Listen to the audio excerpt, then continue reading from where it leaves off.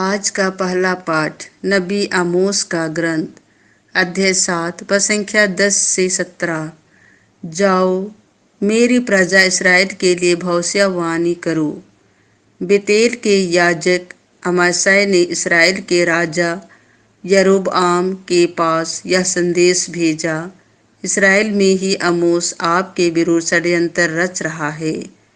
देश उसके भाषण सह नहीं सकता, क्योंकि आमोस ने यह कहा है, यरोबआम तलवार के घाट उतारा जाएगा और इस्राएल अपने स्वदेश से निर्वासित किया जाएगा। बेतेल के याजक अमासै ने आमोस से कहा, आए नबी, यहाँ से चले जाओ, यहूदा के देश भाग जाओ, वहाँ भविष्यवाणी करते हुए अपनी जीविका चलाओ। बेतेल में भविष्यवाणी करना बंद करो, क्योंकि यह तो राजकीय पुण्य स्थान है, यह राज मंदिर है। आमोस ने अमासै को यह उत्तर दिया, मैं ना तो नबी था और न नबी की संतान। मैं चरवाहा था और गूलर के पेड़ छाटने वाला। मैं झुंड चरा ही रहा था कि प्रभु ने मुझे बुलाया और मुझसे यह कहा, जाओ, मेरी प्रजा इस्राएल के लिए भविष्यवाणी करो। अब तुम प्रभु की वाणी सुनो। तुम तो कहते हो, इस्राएल के विरुद्ध भविष्यवाणी मत करो, इसहाक के वंश के विरुद्ध बकवाद मत करो।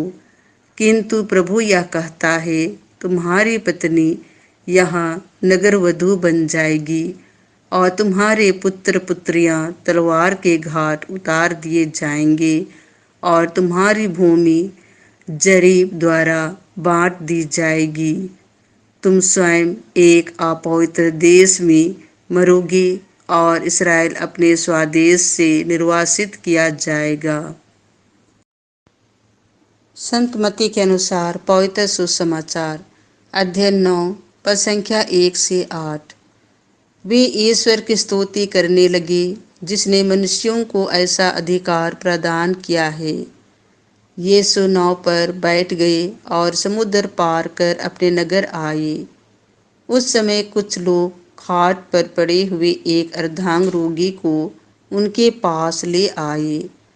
उनका विश्वास देखकर यीशु ने अर्धांग रोगी से कहा, बेटा, ढाढ़स रखो, तुम्हारे पाप क्षमा हो गए हैं। कुछ शास्त्री मन ही मन सोचने लगे, यह ईश निंदा करता है।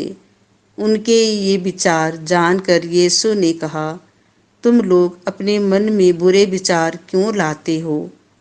अधिक सहज क्या है, यह कहना तुम्हारे पाप क्षमा हो गए हैं, अथवा यह कहना उठो और चलो फिरो?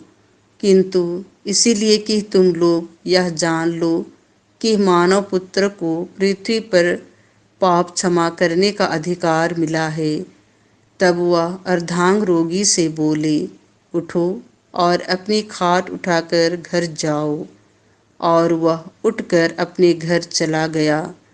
यह देखकर लोगों पर भय छा गया और वे ईश्वर की स्तुति करने लगे, जिसने मनुष्यों को ऐसा अधिकार प्रदान किया है।